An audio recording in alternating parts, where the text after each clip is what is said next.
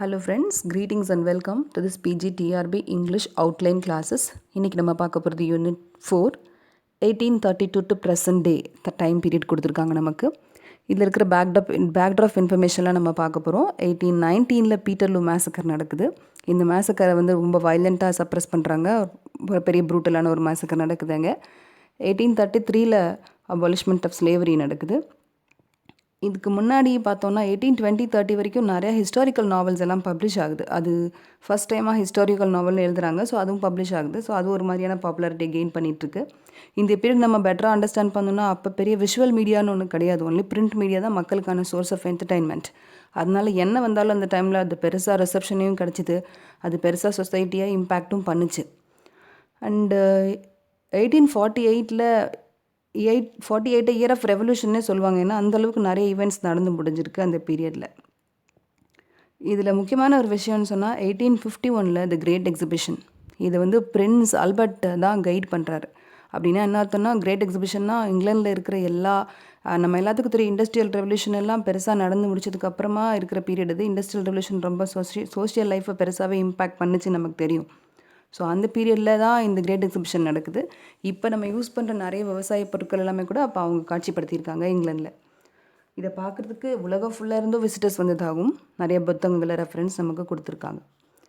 1853 Crimean வார் நடக்குது. இதில் முக்கியமான ஒரு விஷயம்னா என்ன பார்க்கணுன்னா, 1859 சார்ல்ஸ் டார்வினுடைய ஆரிஜின் ஆஃப் ஸ்பீசிஸ்னு ஒரு புக்கு பப்ளிஷ் ஆகுது. இந்த புக்கு எதை பற்றி பேசுதுன்னா, நம்ம ஹியூமன் ஆரிஜின் இது ஒன்று நம்மலாம் நம்பிக்கிட்டு இருக்கிற மாதிரி கடவுள் ஆடம்னு ஒரு மனிதனை படைச்சு, அவனோட ரிப்லேருந்து ஈவ்னு ஒரு மனிதனை இன்னொரு பெண்ணை படைச்சு, அது மூலமாக மனித சமூகம் உருவாகவில்லைங்கிற ஒரு விஷயத்த இந்த புக்கு சொல்லுது. எப்படி ஒன் செல் ஸ்பீசிஸ்லேருந்து எப்படி நம்ம ஹியூமன் வந்தோம் அப்படின்ற மாதிரி ஹியூமன் இவாலுவேஷனை ஃபுல்லாக ட்ரேஸ் அவுட் பண்ணி கொடுக்குற இந்த புத்தகம் வந்ததுக்கப்புறம் அப்படியே இங்கிலீஷுடைய நம்பிக்கைகள் எல்லாமே ஷேட்டர் ஆகுது. இங்கிலாண்டுடைய நம்பிக்கை, அதாவது இந்த ஹோல் வேர்ல்டுமே ஒரு பெரிய கொஷின் வருது. ரிலிஜியஸ் ஃபெய்த் கொஞ்சம் குறைய ஆரம்பிக்குது. அப்போது அந்த டைமில் இன்னொரு விஷயம் என்ன நடக்குதுன்னா, ஒரு pessimism among the writers and intellectuals நடக்குது. பெசிமிசம்னா என்னது, எல்லாத்தையுமே நெகட்டிவாக பார்க்கக்கூடிய ஒரு காலகட்டமாக அது மாறிடுது.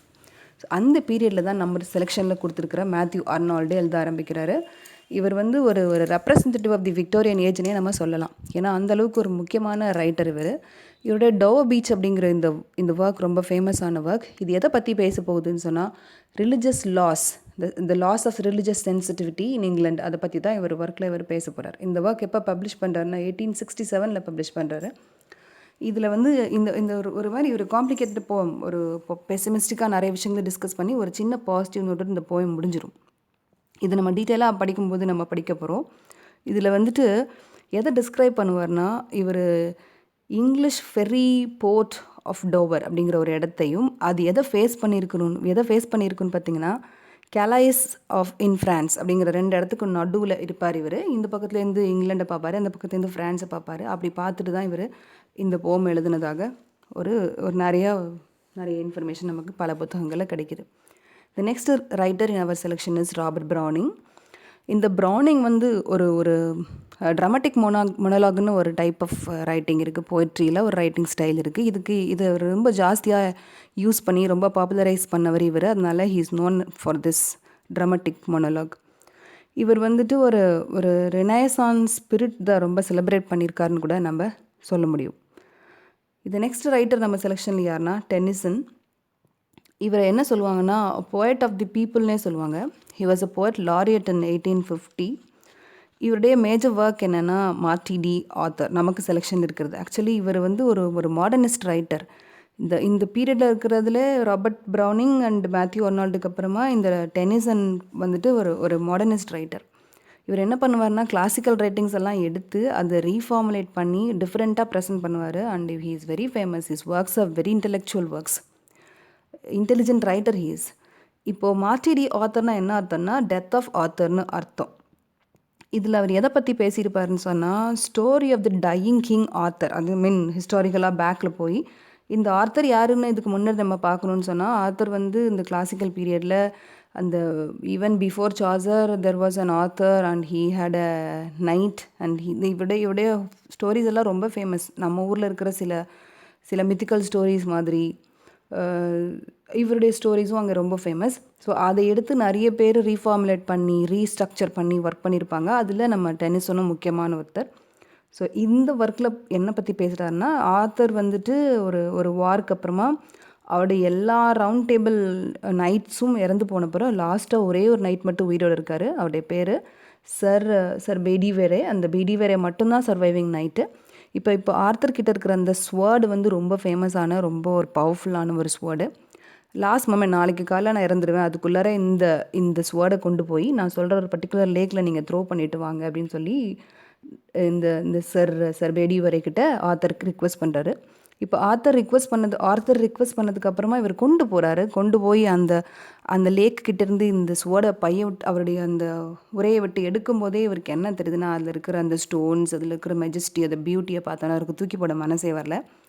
என்ன பண்ணுறாரு, திருப்பி ஒளிச்சு வச்சுட்டு திருப்பி வந்துடுறாரு ஆத்தர்கிட்ட வந்து என்ன பண்ணீங்கன்னு ஆத்தர் கேட்கும்போது நான் தூக்கி போட்டேன். அப்போ என்ன பார்த்தீங்கன்னு கேட்கும்போது இவர் தனக்கு கற்பனையாக என்ன தோணுச்சோ அதெல்லாம் சொல்கிறாரு. அப்போ ஆர்த்தர் புரிஞ்சுக்கிறாரு, இவர் தூக்கி போடலை, இந்த ஸ்வேர்டை தண்ணிக்குள்ளே தூக்கி போடலைங்கிறத புரிஞ்சுட்டு திருப்பி போய் போட்டு வாங்கன்னு சொல்கிறாரு. இதே மாதிரி 3வது தடவை தான், 2வது தடவையும் அவர் ஆர்த்தரை சீட் பண்ணதான்னு நினைக்கிறாரு. ஏன்னா அந்த beauty of the sword is that. அப்போ கடைசியில் ஒரு வழியாக அதை தூக்கி போட்டுட்டு வரும்போது ஆர்த்தர்கிட்ட வந்து சொல்கிறாரு, 3வது தடவை மட்டும் ரொம்ப கண்ட்ரோல் பண்ணி கண்ணெல்லாம் மூடிக்கிட்டு ஆர்த்தருக்கு உண்மையாக இருக்கணுங்கிற ஒரே காரணத்துக்காக தூக்கி போடுறாரு. அவர் அந்த போட்டதுக்கப்புறம் ஒரு அழகான ஒரு பெரிய கை மாதிரி ஒன்று வந்து அதை எடுத்துகிட்டு போகிறத மட்டும்தான் பார்க்குறாரு. திரும்பி வந்து சொல்லும்போது ஆர்த்தர் என்ன பண்ணுறாரு, என்னை இங்கே கூட்டிகிட்டு போங்கன்னு சொல்கிறாரு. ஸோ அங்கே கூட்டிகிட்டு போனதுக்கப்புறம் என்ன நடக்குது அப்படிங்கிறது தான் அந்த ஹோல் இந்த பர்டிகுலர் இந்த மார்டினி ஆத்தரில் டிஸ்கிரைப் பண்ணியிருக்கிற விஷயங்கள். இது எல்லாமே ரொம்ப இன்ட்ரெஸ்டிங்காக இருக்குது படிக்க. அண்ட் நெக்ஸ்ட் ரைட்டர் நம்மளோட செலெக்ஷன்லையான 𝑊𝐵 யேட்ஸ். இந்த 𝑊𝐵 யேட்ஸை பொறுத்த வரைக்கும் 𝙭𝐿𝐼𝐻 𝙭 தான் இவருடைய இந்த செலெக்ஷனில் இருக்கிறது. 𝙭𝐿𝐻 𝙭 ரொம்ப ஃபேமஸ் ரைட்டர். ஆக்சுவலி நம்ம செலெக்ஷனில் இருக்கிற எல்லா ரைட்டர்ஸுமே ரொம்ப இம்பார்ட்டன்ட் ரைட்டர்ஸ். சமூகத்தேதரவும் நம்ம எல்லோரும் யூஜி பிஜியில் எங்கேயாவது படித்து தான் இருப்போம். அண்ட் இவர் என்ன எழுதியிருக்காருன்னா, 𝙭𝐿𝐻 𝙭 எழுதியிருக்காரு. இது எந்த வருஷம் எழுதி முடிக்கிறாருன்னா 1916 எழுதி முடிக்கிறாரு. 1928 பப்ளிஷ் பண்ணுறாங்க. இந்த போம் ஒரு நரேட்டிவ் போம். இதில் வந்து எதை பற்றி பேசுகிறாங்கன்னா, journey of an old man who's travelling towards a new country, அந்த மாதிரி ஒரு கான்செப்டை கையில் எடுத்துகிட்டு எழுதுறாங்க. இதில் agony of the old age அதுதான் பெரிய டாப்பிக்காக டிஸ்கஸ் பண்ணுறாங்க. அண்ட் இந்த this poem is written in ஒட்டவரைமான்னு எல்லாருக்கும் தெரிஞ்சிருக்கும். It's 8 line stanzas it is. இது வந்து இந்த poem on the whole is a metaphor for a spiritual journey. டைரெக்டாக ஒரு ஜேர்னி மாதிரி கொடுத்துருந்தாலும் it is a spiritual journey. நான் ஆல்ரெடி சொன்னேன் 1851 இருக்கிற இந்த ஆரிஜின் ஆஃப் ஸ்பீசிஸ் எப்படி அவங்களுடைய ஃபெய்த்தை ஷேட்டர் பண்ணுச்சு அப்படிங்கும்போது, சில ரைட்டர்ஸ் அதுக்கு மோன் பண்ணி எழுதியிருப்பாங்க, ராபர்ட் நம்ம மேத்யூ ஆர்னால்ட் மாதிரி. அண்ட் சில ரைட்டர்ஸ் அதை வந்து பிரிட்ஜ் பண்ணி எழுதியிருப்பாங்க, இல்லை ஸ்பிரிச்சுவல் ஜேர்னி தான் உண்மைங்கிற மாதிரி எழுதியிருப்பாங்க. அப்போ 𝑊𝐵 யேட்ஸ் வந்து அந்த மாதிரி ஒரு ரைட்டர் தான். ஸோ இப்படியெல்லாம் நம்ம புரிஞ்சு அனலைஸ் பண்ணி படிக்கும்போது நம்மளால் எப்படிப்பட்ட கொஸ்டின் வந்தாலும் அதை நம்ம ஃபேஸ் பண்ண முடியுங்கிறது என்னுடைய நம்பிக்கை, அசைக்க முடியாத நம்பிக்கை. And T.S. Eliot, the next writer in our selection is T.S. Eliot, wasteland and tradition and individual talent. இதெல்லாம் டீட்டெயிலாக நம்ம படிக்க போகிறது அந்த வேஸ்ட்லேண்ட் மட்டும்தான். இந்த வேஸ்ட்லேண்டை பொறுத்த வரைக்கும் எலியட்டுடைய ஒரு மாஸ்டர் பீஸ்னே சொல்லலாம். இதில் வந்துட்டு இவர் ஒரு most important poet of 20th century. இவருடைய இந்த வேஸ்ட்லேண்ட் வந்து ஒரு மாடர்னிஸ்ட் போயம் பப்ளிஷ்ட் இன் 1922. இதில் author employs many literary and cultural allusions. அதுதான் ஒரு போம். இது ஒரு ஃபுல்லாக ஒரு modernist poem. Modernism is a movement which was popular in the 20th century, beginning of the 20th century. இதில் அவர் எதுக்காக ரெஃபரன்ஸ் கொடுத்துருப்பாருனா, reference to western canon, Buddhism, Hindu, Upanishads, இது எல்லாத்த பற்றினும் ரெஃபரன்ஸ் கொடுத்து ஒரு மிக்ஸ் மாதிரி இருக்கும் இந்த போமே. இந்த போம் ஒரு லாங் போம். இது பேஜ்னு பார்த்தீங்கன்னா ஒரு 66 pages ஆல்மோஸ்ட் வந்து 66, 64, ஐ டோன்ட் ரிமெம்பர் எக்ஸாக்ட்லி, 64 நினைக்கிறேன். 64 லைன்ஸில் இந்த போம் வந்து 64 pagesல இந்த போம் வந்து பப்ளிஷ் ஆயிருக்கு. இந்த போமை ஒட்டு மொத்தமாக 5 sectionsஆக டிவைட் பண்ணியிருக்காங்க. 5 sectionsக்கும் நேம் இருக்குது. 5 sectionsக்கும் தனித்தனியாக நம்ம சம்மரி படிக்க வேண்டியிருக்கும். அந்த நேம்ஸ் நல்லா ஞாபகம் வச்சுக்க வேண்டியிருக்கும். இதில் 434 lines ஆன் தி ஹோல் இருக்குது. இந்த நெக்ஸ்ட் இம்பார்ட்டன்ட் ரைட்டர்னு பார்த்தோன்னா G.M. ஹாப்கின்ஸ். இதில் ரெக் ஆஃப் தி டாய்ச்லாந்து தான் இவருடைய ஒர்க். G.M. ஹாப்கின்னாலே ஒரு பெரிய கான்ட்ரிபியூஷன் என்ன, ஸ்ப்ரங் ரித்தம்னு ஒரு புதிய ரித்தம் ஒன்று ஸ்டைலை கண்டுபிடிச்சி இவர் இன்ட்ரடியூஸ் பண்ணுறாரு. அதுக்கு ரொம்ப ஃபேமஸ் அவர். இந்த ஒர்க், இந்த ரெக் ஆஃப் தி டாய்ச்லாண்ட் வந்துட்டு போஸ்ட்மஸ்லி பப்ளிஷ்டு ஒர்க்குன்னு சொல்லுவாங்க. எந்த வருஷம் பப்ளிஷ் ஆச்சுன்னா 1918 பப்ளிஷ் ஆச்சு. இதில் வந்துட்டு இது வந்து ஒரு 35 8 line stanzas, அதாவது ஒட்டாவா ரைமாவில் எழுதியிருக்கிற 35 stanzas இருக்குது ஒட்டாவா ரைமாவில். இதில் வந்து இது எதை பற்றி இந்த ஹோல் போயம் இருக்குன்னா it's about the death of 5 Franciscan nuns. இந்த 5 ஃப்ரான்சிஸ்கன் நன்ஸும் exiled from Germany, drowned in the ship of Deutschland. எதுக்கிட்ட வரும்போதுன்னா கென்ட் ஆஃப் இங்கிலாந்து கிட்ட வரும்போது இந்த டாய்ச்லாண்டுங்கிற ஷிப்பு எப்படி ட்ரவுன் ஆச்சு. அங்கே அந்த 5 நன்ஸும் எவ்வளோ க்ரை பண்ணாங்க, எவ்வளோ ரிக்வெஸ்ட் பண்ணி, எவ்வளோ ப்ளீ பண்ணி ஜீசஸ் கிரைஸ்ட்டை கூப்பிட்டாங்க. எப்படி அவங்களுடைய அந்த ஃபெய்த் எல்லாமே ஜீசஸ் கிரைஸ்ட் கூட காதில் வாங்கலையா அப்படின்னு சொல்லி ஒரு பெரிய வருத்தத்தோடு தான் இந்த ஜிஎம் ஹாப்கின்ஸ் இந்த போமை எழுதியிருக்காரு. அந்த அந்த அந்த ஷிப்பு ட்ரவுன் ஆன அந்த டேட் என்னென்னா December 6, 7, 1875. இதுலேயும் பார்த்தோன்னு சொன்னால் ஒரு மாதிரி ஒரு எப்படி ரிலிஜன் வந்து சில சமயத்தில் ஹெல்ப்லெஸ்ஸாக போயிடுது அப்படின்ற மாதிரி தான் இவர் பேசியிருப்பார். அஃப்கோர்ஸ் இவரும் ஒரு கேத்தலிக் தான். இந்த ஜிஎம் ஹாப்கின்ஸும் ஒரு கேத்தலிக். ஸோ அது அவர் எழுதும்போது இந்த வலியோட வருத்தத்தோட அந்த 5 நன்ஸோடைய லாஸ்ட் மினிட்ஸையும் அந்த 5 நன்ஸும் எந்த அளவுக்கு கடவுளை வந்து வேண்டி கேட்டிருப்பாங்க வர சொல்லி, ஹெல்ப் பண்ண சொல்லி, எப்படி அவங்க இருந்திருப்பாங்க, அவங்க லாஸ்ட் மொமெண்ட் எப்படி இருக்குங்கிறதெல்லாம் பற்றி ரொம்ப அப்படி உருகிற மாதிரி கேப்சர் பண்ணியிருக்கோம் இந்த போம். அந்த நெக்ஸ்ட் ஒர்க் நம்ம ப்ரோஸ்க்கு வந்துடும் ஸ்லோலி. இதில் வந்துட்டு மேத்யூ அர்னால்டுடைய ஸ்டடி ஆஃப் போய்ட்ரி. இதில் மேத்யூ அர்னால்டு நம்ம முன்னாடி பார்த்தோம் ஒரு பெசிமிஸ்ட் ரைட்டர்னு. இங்கே ஸ்டடி ஆஃப் போய்ட்ரி பார்த்துக்கு ஹீஸ் அ ஸ்ட்ராங் கிரிட்டிசிசமும் போய்ட்ரி தான் அவருடைய மேஜர் ஏரியா. இதுலேயும் அவரை டிஸ்கஸ் பண்ண போகிறது என்னன்னு சொல்லி பார்த்தீங்கன்னா art of poetry and criticism தான் அதில் டிஸ்கஸ் பண்ண போகிறாரு. இவரை மாரல் கிரிட்டிக்னு சொல்லுவாங்க. என்னென்னா இவரை பொறுத்த வரைக்கும் மொராலிட்டி தான் ரொம்ப இம்பார்ட்டன்ட்.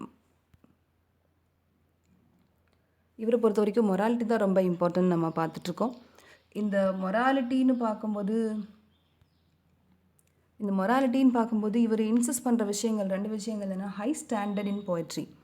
ஹை ஸ்டாண்டர்ட் இன் போய்ட்ரி அப்படின்னு சொன்னால் என்ன அர்த்தம்னா, ஒரு போய்ட்ரினா அது எந்த விதத்துலையும் காம்ப்ரமைஸ் பண்ணிக்கிட்டுலாம் இருக்கக்கூடாது. அதில் ஒரு ஸ்ட்ரிக்ட் ஜட்ஜ்மெண்ட் இருக்கணும். Poetry should be high destiny ஆர்டர்னு இருக்கணும் அப்படிலாம் சொல்லுவார். இவர் என்ன சொல்லுவாங்கன்னா ஃபாதர் ஆஃப் மாடர்ன் லிட்ரேச்சர்னு சொல்லுவாங்க. அண்டு இவருடைய இந்த ஒர்க் ரொம்ப பாப்புலர் ஒர்க். இதை பற்றி நம்ம டீட்டெயிலாக லேட்டராக படிப்போம். அண்டு டிஎஸ் எலியட்டுடைய ஒர்க் நம்ம ஏற்கனவே ஒரு போய்ட்ரி பார்த்தோம். இங்கே ஒரு ட்ரெடிஷ்னல் இண்டிவிஜுவல் டேலண்ட்னு சொல்லிட்டு ஒரு ஒரு லாங் எஸ்ஸே ஒன்று பார்க்க போகிறோம். It is published in the egoist in the year 1919. இந்த 1919 தான் இந்த ஒர்க் பப்ளிஷ் ஆச்சு. இதுவும் ஒரு எலியட்டோட மோஸ்ட் இம்பார்ட்டன்ட் ஒர்க் தான். இது எதை பற்றின ஒர்க்னா, role of tradition in helping new writers to be modern. Of course modernist principles ரொம்ப அப்ளை பண்ணியிருப்பாரு. பட் அதே சமயத்தில் ட்ரெடிஷனை விட்டுட முடியாது. ட்ரெடிஷன் இல்லாமல் மாடர்னிசம் வர முடியாது. ட்ரெடிஷன் இருந்தால் தான் மாடர்னிசம் ஹேஸ் இட்ஸ் மீனிங் அப்படிங்கிறதையும் இவர் இது வழியாக சொல்கிறாரு. இதுவும் ரொம்ப இன்ட்ரெஸ்டிங்காக இருக்கும் படிக்கும்போது. அண்ட் நமக்கு நாவல்ஸ்னு பார்க்கும்போது ஒரு 5 செலெக்ஷன் கொடுத்துருக்காங்க. இந்த 5 நாவல் லிஸ்ட் யாருன்னா, Charles Dickens, George Eliot, Thomas Hardy, Virginia Woolf, Graham Greene, இந்த 5 பேரோடதும் கொடுத்துருக்காங்க நமக்கு.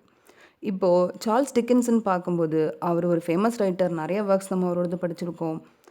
அவருடைய ரைட்டிங்ஸ் எல்லாமே ஒரு ஒரு மாதிரி சீரீஸ் ஆஃப் பப்ளிகேஷனாக வேறு மேகசினில் பப்ளிஷ் ஆகிட்டு அதுக்கப்புறமா எல்லாமே சேர்த்து ஒரு நாவலாக பப்ளிஷ் ஆகுது. அப்படிங்கிறது நிறைய நாவலுக்கு இது பொருந்தும். இந்த ஒர்க்கை பொறுத்த வரைக்கும் it published as a serial in all year. ஒரு வருஷம் ஃபுல்லாக சீரியலாக பப்ளிஷ் ஆச்சு. அப்படின்னு சொன்னால் 1860 61 வரைக்கும் பப்ளிஷ் ஆச்சு. இது வந்து ஸ்டோரி ஆஃப் அன் ஆர்ஃபன் பாய். ஒரு சின்ன பையன், பிப்புங்கிற ஒரு பையன், அவனோட லைஃப் எப்படி ஸ்டார்ட் ஆச்சு, அப்பா அம்மா இல்லாமல் அவன் எப்படி அவன் அக்கா மாமா கிட்ட வளர்ந்துட்டுருக்கான், எப்படி அக்கா ரொம்ப புல்லிங்காக இருக்காங்க, மாமா எப்படி கொஞ்சம் ஹெல்ப்பிங்காக இருக்கார், அப்புறம் அவன் எப்படி ஒரு இடத்துக்கா மாறி வந்துகிட்டே இருக்கான், எப்படி அவன் லைஃபு லாஸ்ட்டாக நல்லபடியாக செட்டில் ஆகுது அப்படிங்கிறது தான் இந்த ஹோல் ஸ்டோரியுமே இட் இஸ் அபவுட். இதை வந்து பில்டிங் ரோமான்ஸ் நாவல்னு சொல்லுவாங்க. அப்படின்னா என்ன அர்த்தம்னா, ஒரு கேரக்டருடைய குழந்தை பருவத்திலேருந்து ஆரம்பித்து அவனுடைய கடைசி நிலை வரைக்கும், அவனுடைய பெரிய முதியவனார் கல்யாணம் ஆகி செட்டில் ஆகிற வரைக்கும் ஒரு ஸ்டோரி ஃபாலோ பண்ணுச்சுன்னா அது பில்டிங் ரோமான் நாவல்னு சொல்லுவாங்க. The whole story development of the whole characters. ஒரு ப்ரைமரி கேரக்டர் இந்த ப்ரோட்டோகானிஸ்டுடைய சைல்டுஹுட்லேருந்து அடல்ட்ஹுட் வரைக்கும் அப்படியே ஃபுல்லாக ட்ராவல் பண்ணுற அந்த நாவலை பில்டிங் ரோமான் நாவல்னு சொல்லுவாங்க. ஸோ இதுதான் இந்த கிரேட் எக்ஸ்பெக்டேஷனை பற்றின ஒரு சின்ன ஓவர்வியூ. அந்த next writer George Eliot. George எலியட்னு பேர் கேட்டோன்னா நம்ம மேல் நேம் மாதிரி இருக்கும். But it is a woman writer. She is a woman writer. She has a pen name. இவங்களுக்கு ஒரு பென் நேம் இருக்குது. அது என்னென்னா மேரி ஆன் இவன்ஸ். இந்த மேரி ஆன் இவன்ஸை பொறுத்த வரைக்கும் இவங்களோட ஒர்க் என்ன, நமக்கு செலெக்ஷனில் இருக்கிற ஒர்க் என்னென்னா மிடில் மார்ச். இது 8 பார்ட்ஸாக முதல்ல பப்ளிஷ் ஆகுது 1871 72 வரைக்கும். இவங்களுடைய மாஸ்டர் பீஸ்னு இதை நம்ம சொல்லலாம். இதில் வந்துட்டு இவங்க எதை பற்றி இதில் பேச போகிறாங்கன்னு சொன்னால், ஒரு study of every class of society இந்த டவுன். எல்லா கிளாஸ் நமக்கு தெரியும், இங்கிலாந்து வந்து ஒரு கிளாஸ் ஸ்ட்ரக்சர்டு சொசைட்டி. நமக்கு எப்படி இந்தியா வந்து ஒரு கேஸ் ஸ்ட்ரக்சர்டு சொசைட்டியோ அந்த மாதிரி அங்கே இது ஒரு கிளாஸ் ஸ்ட்ரக்சர்டு சொசைட்டி. இதில் வந்துட்டு இவங்க என்ன இந்த ஒர்க்கை வந்து கிட்டத்தட்ட ஒரு ஒரு ஒரு ரியலிஸ்டிக் ஒர்க்கை கூட நம்ம கேட்டகரைஸ் பண்ணலாம். இதில் வந்துட்டு interesting story of many characters with their perspective இவங்க ப்ரெசென்ட் பண்ணியிருக்கிறாங்க. இதெல்லாம் உள்ளபடி அப்படியே ப்ரெசென்ட் பண்ணுறதுனால இதுக்கு பேர் ரியலிஸ்ட் ஒர்க்குன்னு பேர். ரொம்ப இன்ட்ரெஸ்டிங்கான ஒரு நாவல். நம்ம இதை டீட்டெயிலாக படித்தாகணும். நம்ம நிறைய விஷயங்களை இது விஷயமாக ஞாபகம் வச்சுக்கணும். அந்த நெக்ஸ்ட் ஒர்க் தாமஸ் ஹார்டியோடையது ஜூட் தி அப்ஸ்க்யூர். அஃப்கோர்ஸ் இதுவும் வந்துட்டு ஒரு மேகசினில் சீரியலாக பப்ளிஷ் ஆனது தான். 1894 1894 ஃபுல்லாகவே இது மேகசினில் சீரியலாக பப்ளிஷ் ஆச்சு. 95 இது ஒரு புக்காக பப்ளிஷ் ஆகிடுது. இந்த ஒர்க்கை பொறுத்த வரைக்கும் ஜூடுங்கிறவன் தான் ப்ரோட்டகானிஸ்ட். இப்போ வந்து he belongs to the working class community. நமக்கு தெரியும் ஹை கிளாஸ்னு ஒன்று இருக்கும். அதே மாதிரி இங்கே இவன் வந்து ஒரு ஒர்க்கிங் கிளாஸ் மேன். எல்லா ஒர்க்கிங் கிளாஸ் மேனுக்கும் இருக்கிற மாதிரி தான் he wanted to become a scholar. So அது நடுவில் அவன் பார்க்க போகிற, அவன் சந்திக்கிற எல்லா கஷ்டங்களையும் எல்லா விஷயங்களையும் இவன் ஸ்காலர் ஆனானா இல்லையாங்கிறது தான் இந்த நாவல் டீல் பண்ண போகுது. இந்த நாவல் வந்து இட் கன்சர்ன்ஸ் அஃப்கோர்ஸ் அவங்க நம்ம ஜார்ஜ் எலியட் மாதிரி இவங்களும் இந்த நாவலும் concerns with the issues of class, education, religion, morality and marriage. இதெல்லாம் தான் இந்த நாவலும் டிஸ்கஸ் பண்ண போகுது. And the next writer in the selection is Virginia Woolf. இவங்களுடைய டு த லைட் ஹவுஸ் நமக்கு ப்ரிஸ்கிரைப் பண்ணியிருக்காங்க. It is a modernist work. Virginia வுல்ஃப்னாலே modernist தான், ஒரு ஃபேமஸ் ஹை மாடர்னிஸ்ட் இவங்க. இந்த ஒர்க் எப்போ பப்ளிஷ் ஆச்சுன்னா 1927 பப்ளிஷ் ஆச்சு. It centres around Ramesses family. அப்படின்னா ராம்சேன்னு ஒருத்தர் இருக்கார், அவருடைய ஃபேமிலி அவரை சுற்றி நடக்கிற விஷயங்கள் எல்லாத்தையும் தான் அந்த நாவலில் நம்ம படிக்க போகிறோம். இவங்க எல்லாருமா சேர்ந்து they visit to an Isle of ஸ்கைன்னு ஒரு இடத்துக்கு போகிறாங்க. அது ஸ்காட்லாண்ட். அங்கே என்ன நடந்துச்சு, அவங்களோட விசிட்டில் என்ன நடந்துச்சு, இதெல்லாம் தான் நம்ம படிக்க போகிறோம். இதில் வந்து நிறைய டெக்னிக்ஸ் யூஸ் பண்ணியிருக்கிறாங்க இவங்க. அது ரொம்ப ஒரு மாடர்னிஸ்ட்லேருந்து போஸ்ட் மாடர்னிசம்க்கு மூவ் ஆகிற ஒரு விஷயங்களாக அது இருக்க போது என்ன டெக்னிக்கலாக நம்ம டீட்டெயிலாக படித்தே ஆகணும், வேறு வழி கிடையாது. அண்ட் கிரஹாம் க்ரீனுடைய த பவர் அண்ட் க்ளோரின்னு அடுத்த ஒர்க்கு. இதில் வந்துட்டு story of Roman Catholic whisky priest தான் இந்த ஸ்டோரி. இதில் என்னென்னா ஒரு moral weakness of the priest தான் இங்கே டிஸ்கஸ் பண்ணியிருக்கிறாங்க. இப்போது இந்த விஸ்கி ப்ரீஸ்ட் எப்படி அவரை எப்படி ப்ரெசென்ட் பண்ணியிருப்பாங்கன்னா, மாரலி அவர் weak, but he preaches high standards. So இந்த மாரல் வீக்னஸ் நீங்கள் த்ரூ அவுட் தி சிலபஸ் நீங்கள் பார்த்துருப்பீங்க. கைண்ட் ஆஃப் அ டெலமா இருந்துகிட்டே இருந்திருக்கும் இதில். இந்த நாவல் வந்து it is set at the time when Mexican government was trying to suppress Roman Catholicism in Mexico. So அந்த ஹிஸ்டாரிக்கல் பேக்ரவுண்டில் இந்த நாவல் வந்திருக்கும். அதனால் இந்த மாரல் டிலமா ஒரு ப்ரீஸ்ட்டை வச்சுக்கிட்டு கூட அந்த மாதிரிலாம் ப்ரெசென்ட் பண்ணுற இந்த விஷயங்கள்லாம் இந்த நாவலில் நடந்திருக்கு. ஸோ இதுதான் நம்மளுடைய யூனிட் 4 ஒரு ஓவரால் அவுட்லைன். இப்போ இதில் நம்ம ஞாபகம் வச்சுக்க வேண்டிய விஷயங்கள் என்னென்னவாலாம் இருக்கும்னு பார்த்தீங்கன்னா, டைட்டிலில் கூட இப்போது the power and the glory, sometimes title of the நாவல்னு கொடுத்துட்டு அவங்க தவை கொடுக்காம ஒரு டைட்டில், கொடுத்து ஒரு டைட்டில், மிக்ஸ் பண்ணி ஒரு டைட்டில் மாற்றி கொடுத்துருப்பாங்க. ஸோ நமக்கு பர்டிகுலராக எக்ஸாக்ட் டைட்டில் நம்ம ஞாபகம் வச்சுக்க வேண்டியது ரொம்ப ரொம்ப முக்கியம். And date of the publication, அது நமக்கு எப்பவும் போல் ரொம்ப முக்கியமான ஒர்க்கு. இந்த விஷயத்தை பொறுத்த வரைக்கும் நம்மளை மாதிரி பிஜிடிஆர்பிக்கு நம்ம படிக்கணும்னு நினைக்கிற எல்லாருக்குமே நான் சொல்ல வர்றது என்னென்னா, கண்டிப்பாக நீங்கள் எல்லாருமே இந்த இயர்ஸ் எல்லாத்தையும் ஒவ்வொரு ஒர்க்கையும் முதல்ல ஒர்க் எழுதுங்க. ஒரு A4 ஷீட் எடுத்துக்கோங்க, ஒர்க் எழுதுங்க. ஒர்க்குக்கு பக்கத்தில் இயர் ஆஃப் பப்ளிகேஷன் எழுதுங்க. அதுக்கு சப்டைட்டில் ஏதாவது இருந்தால் எழுதுங்க. எழுதி நீங்கள் கரெக்டாக ஒரு யூனிட்க்கு ஒரு A4 ஷீட் தான் வரும். மொத்தமாக இந்த 10 ஷீட்டையும் உங்கள் கண்ணுக்கு படுற மாதிரி எங்கேயாவது நீங்கள் வச்சுக்கோங்க. அதை நீங்கள் பார்த்துட்டே இருங்க.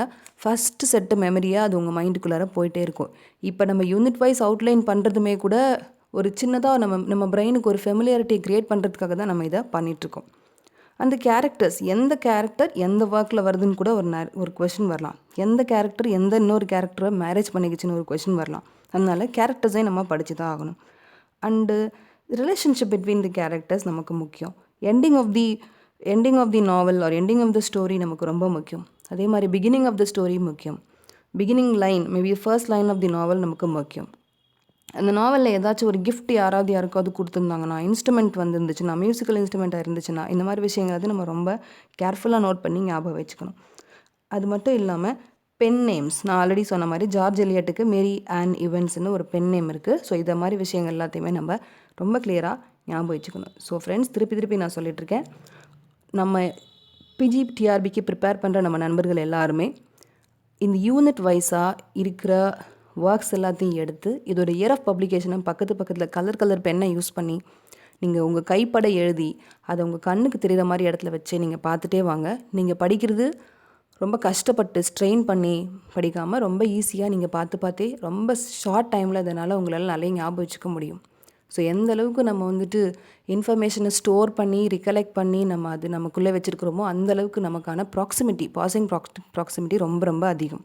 உங்களுடைய அடுத்த வீடியோ பதிவில் நான் உங்களை சந்திக்கிறேன் நண்பர்களே. அது வரைக்கும் நன்றி. Thank you very much.